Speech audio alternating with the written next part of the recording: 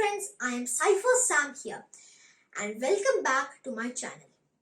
In this video, we are going to discuss about the poem The Fog by W.H. Davies. So, let's begin.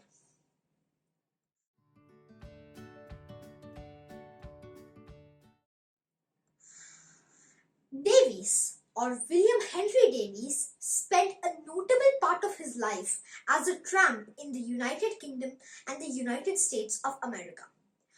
The principal themes in his work are observations about life's hardships, the way in which human condition is depicted in nature, and his own tramping adventures, and the various personalities he met on his trips. His poems employ a straightforward and natural style to create special effects. Let's know a little about this poem. This is a first-person narrative poem. In this poem, the speaker finds himself in a fog so dense and impenetrable that he loses his sense of direction. He is then held by a man out of the fog to his home. This is the leading theme of the poem and what happens in the poem. Let us progress gradually through the poem and I will explain each verse to you line by line. As we all know, a fog is a weather condition. It is a visible aerosol consisting of tiny water droplets or ice near the earth. It may appear both at land or at sea, and it usually lowers visibility. Let's begin the poem. I saw the fog grow thick, which soon made blind my ken.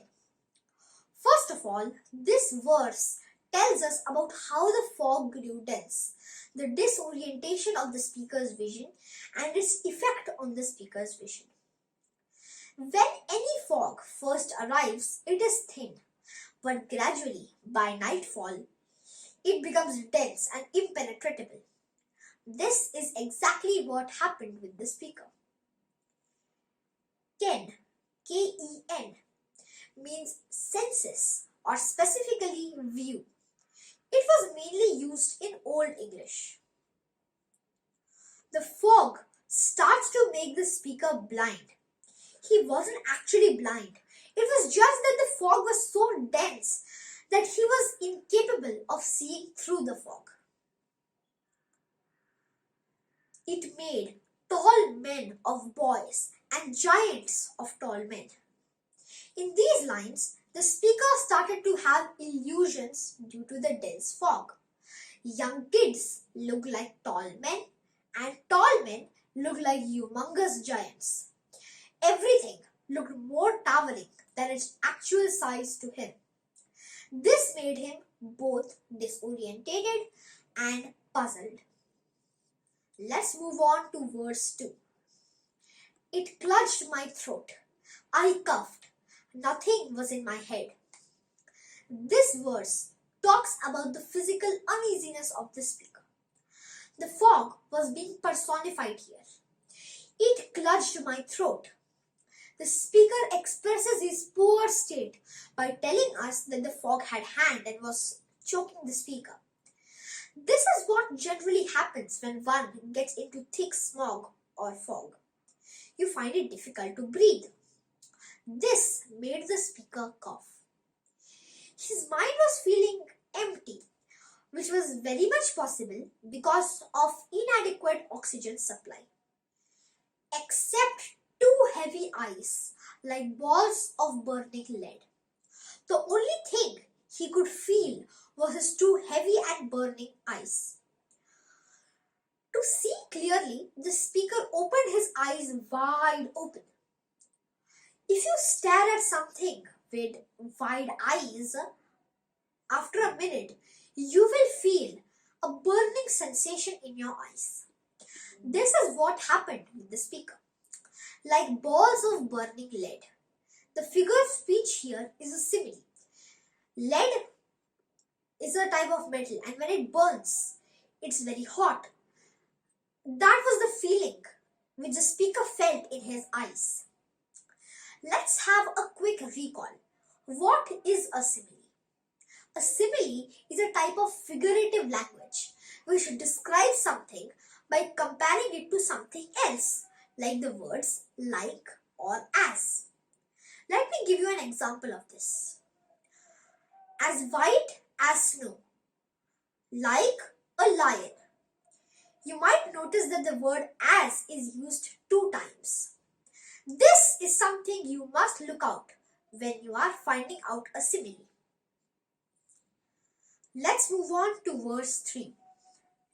And when it grew so black that I could know no place.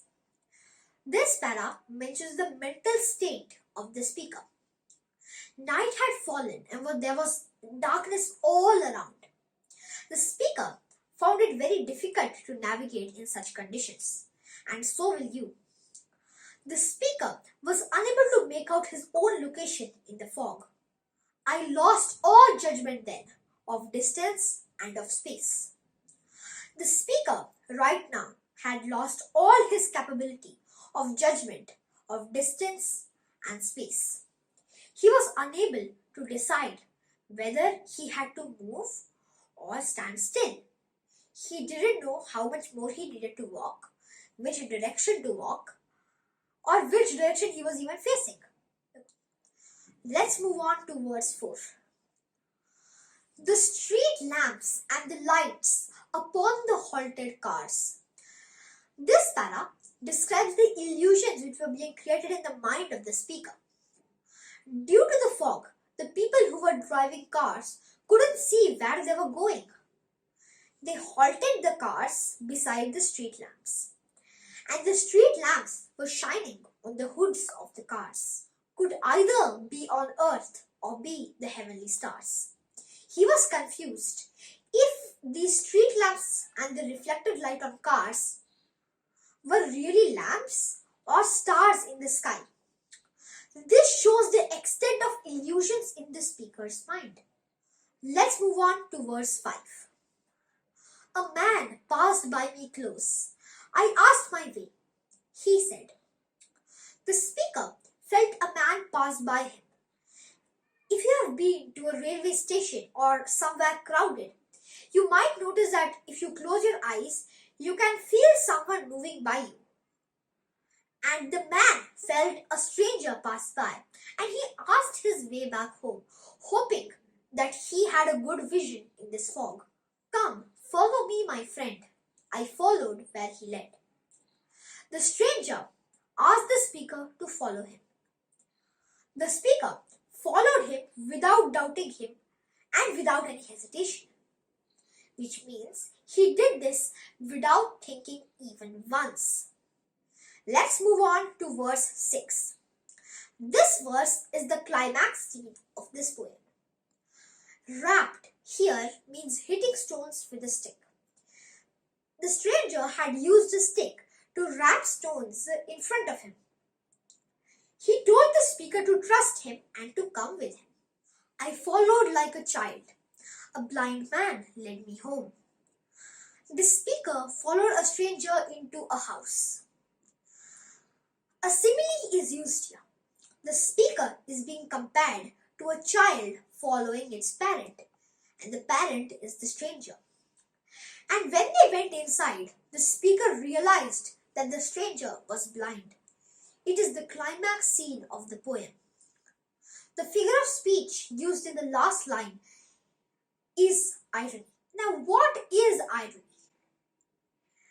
Irony is what actually happens, is the complete opposite of what is expected or appropriate. Like a sighted man loses his way in the fog, while a blind man shows him the path back to his home from the clutches of the fog. Usually, a sighted man helps a blind man. Here, a blind man is helping a sighted man. A very important part of this poem is its rhyme scheme. The rhyme scheme of this poem is A, B, C, D. The tone of this poem is doubtful, then a bit scared, a bit confused, then helpless, and then a sigh of relief. I have put a lot of effort in making this video, so please do like, share and subscribe. To know more about Mr. W.H. Davies, you can visit my blog. Its link is given in the description box below. Thank you, bye and stay tuned.